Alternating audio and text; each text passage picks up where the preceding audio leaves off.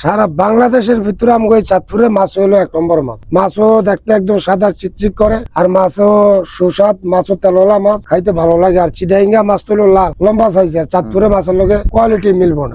আরেকটা বিষয় যে ঢাকাতে বিশেষ করে যারা আছে বা অন্য শহরে বিশেষ আছে, ওখানে মাছের দাম কম, এখানে দামটা বেশি কেন? আমাকে চাঁদপুরের মাছ মনে করেন আর অন্য চিটাগাঙ্গের মাছ সেদিকে জায়গা, আমাকে চাঁদপুরের মাছ এই কি মাছই হয় এমনি খাইতে এই মাছ লাগে। বেশি হইলে চিনা আমরা খায়া উঠলে বাইরে পাঠাইতে পারি ঢাকা। আপনি বলতে চাইতেছেন এই মাছটা আসলে অন্য জায়গায় যায় না, যাইতে পারে না, কারণ এই মাছটা সে অল্প পরিমাণ পান।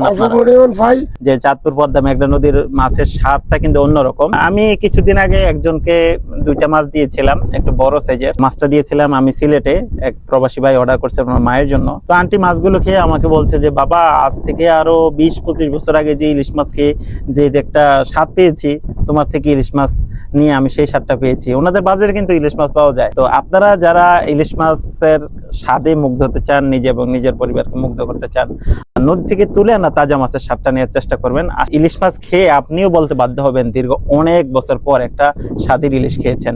আর এই স্বাদের ইলিশটা পৌঁছে দেওয়ার দায়িত্বই আমরা FSO বিডি টিম নিচ্ছি।